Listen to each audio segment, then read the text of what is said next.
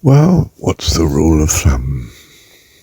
Solution to the above two recordings in this discourse here. 2084.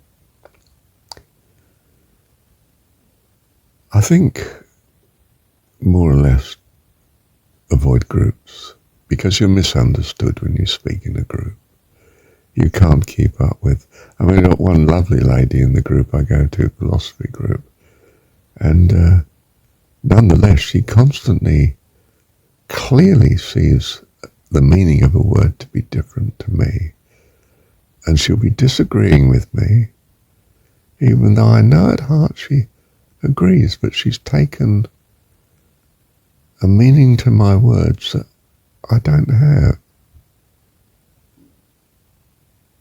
So there's, if you like, still a good relationship between us, even though there seems to be a surface contradiction going on. And that's a bit puzzling, but it's not something you can deal with terribly effectively in a group, because you only have a fraction of the time anyway to operate. As many people have a right to as much say as you, I feel. Unless you're listening to a lecture, in which case you've handed over the reins to the person giving the talk.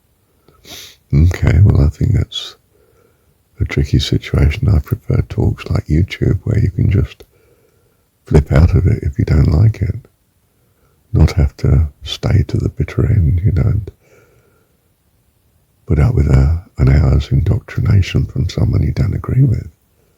That's not healthy. I don't think anyway. It's certainly not comfortable anyway. So if you tend to avoid groups, you might be wise. And with individuals, those who choose to be with you, we used to have that rule, in social interaction. I invited you to tea. You came round to us and we had tea. And then I didn't hear from you for a fortnight, apart from to say thank you, it was such a nice time. We must do this again in the future. And perhaps you should come to me sometime, but didn't make a concrete appointment. And until they make a concrete appointment to return the visit, and invite you to tea there, well, that's it. Obviously, that was an end to the matter. And even with ongoing relationships, gosh, I haven't heard from so-and-so for a month. Well, they came to us last time. They haven't invited us back, so perhaps they want to end the relationship. Okay, well, I'll give it a few more weeks and I'll phone them up, see how they are. If they're sort of a bit distant, well, I'll just say, well, just wanted to check how you were. I'm glad to hear you're okay. Don't want to lose you. You're a good friend. End of conversation. If they don't invite you back now, well, this relationship should be coming to an end. They want to terminate it. Or they haven't got time for you in their life, which means, in a sense, they want to terminate it.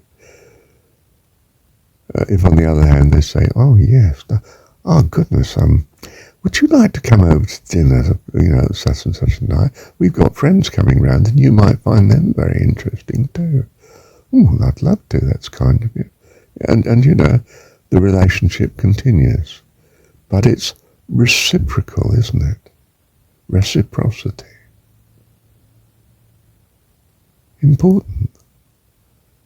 Or what we say in relationships more generally, do you thank people?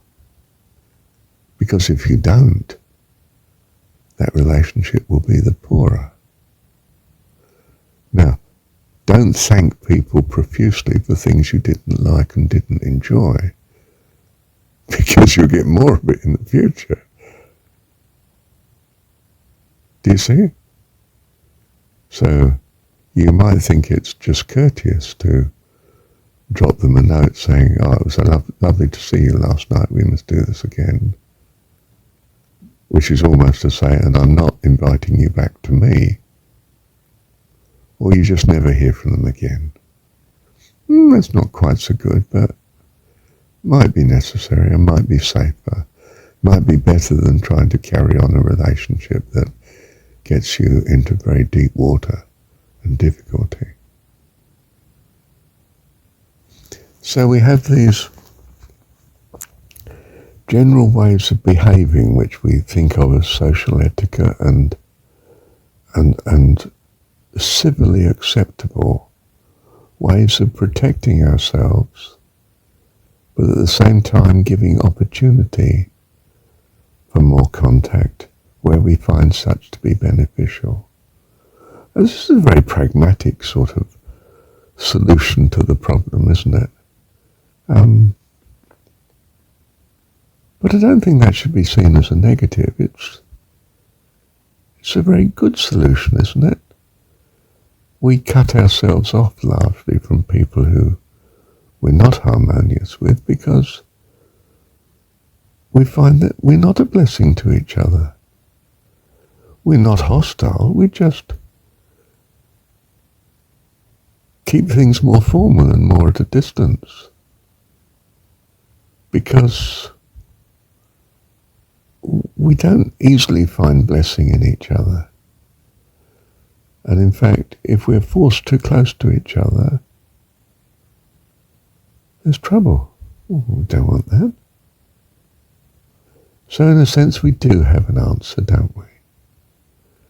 And of course, if you're feeling lonely, well, you're more inclined to tolerate some relationships that you wouldn't otherwise have tolerated. And in that regard, I feel that our love of God comes very much to the rescue, for we turn more to our relationship with Him. And dare I say it in the extreme, but find Him all sufficient. You know, I envisage a situation, I don't know if you think this is cuckoo, but where He is all sufficient. You know, yes, I am ostensibly alone, but you're never alone. You know, in scriptural terms, I and the Father dwell in you, says Jesus in the story. If that becomes a living reality to you, well, you're never alone. You are relating to this person inwardly. I mean, the secular world thinks, well, this is cuckoo, it doesn't exist, and you're relating to God that is a fanciful idea. Look, everything's an idea. Everything I relate to is in idea form. I don't relate to the concrete world. Concrete world affects my senses, from which I make a picture of reality, and it's that picture I'm relating to. It's not clear that that's a reality, and indeed your picture of the world is different to mine, in subtle ways at least. And you're relating appropriately to your picture, which we trust will change through more experience in the world to a more reliable or useful picture from the point of view of the actions we do in consequence and their consequence back on us. So we're in a learning situation. But it's not a good idea to be in a learning situation where you're being led by someone or some being that does not have the same values as you. So you are cautious of learning situations. You listen to people who seem to be in harmony with your values, but are slightly different, and you talk it over with them and see whether their view is acceptable to you, or no, you'd rather stick with your own on some issue.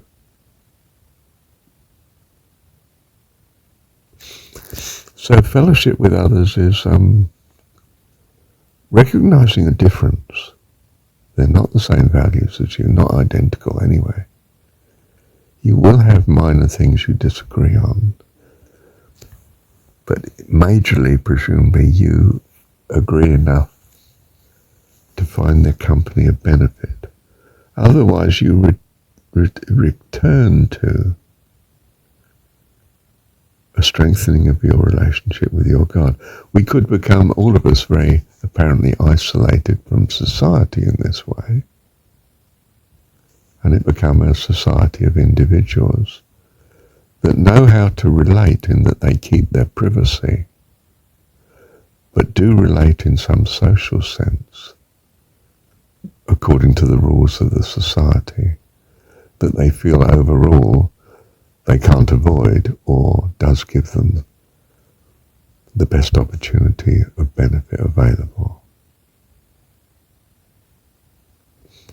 So we have a polite, civil society, not necessarily of terribly close relationships, although some relationships will be close, and our family is such, unless we leave our family, and that can be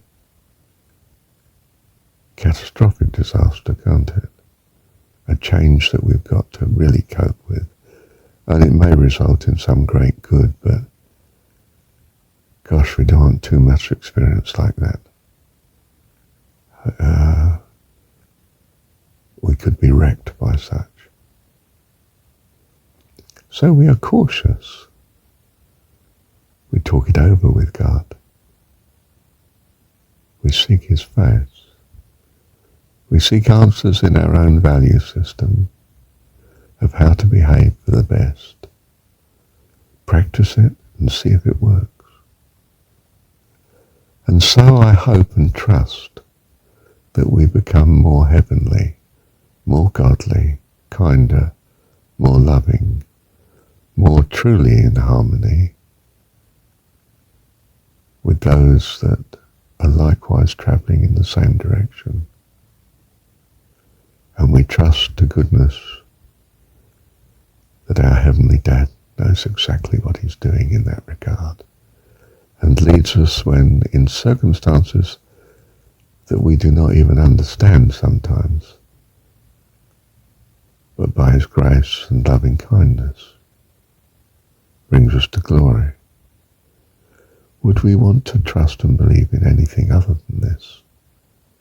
I don't think so. What do you think? Bless you. Thank you, Heavenly Dad. To add a note here rather than another recording, pragmatism seems to be a necessary consequence of uncertainty. We don't know the best answer.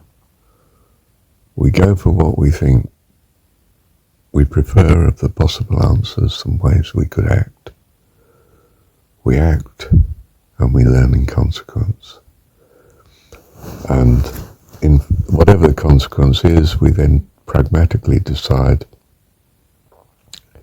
is this the way we want to go in future? No, it doesn't seem to be too good. Right, change the action in such circumstances.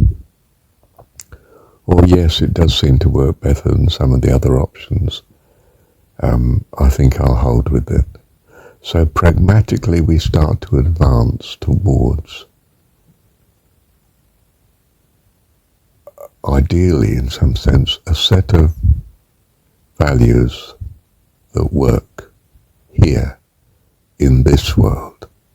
And we trust to goodness this is good training for any possible afterlife and world, in particular heavenly communion and existence eternally. And do we want to trust anything else? Because what else can we do? And if we don't survive in this life, well, we don't get any more lessons.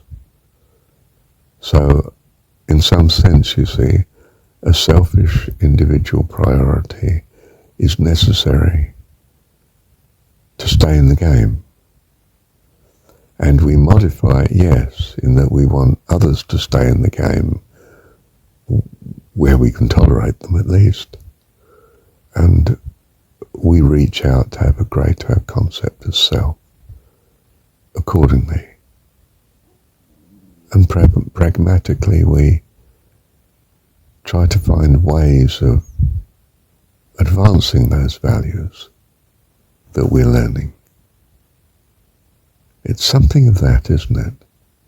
So pragmatism I see along with uncertainty, as I've said elsewhere, as a blessing to us, not a negative.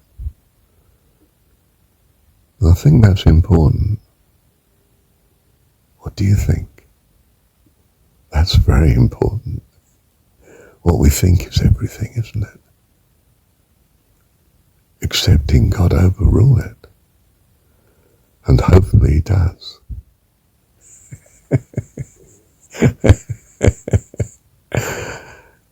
Bless you. Thank you, Heavenly Dad.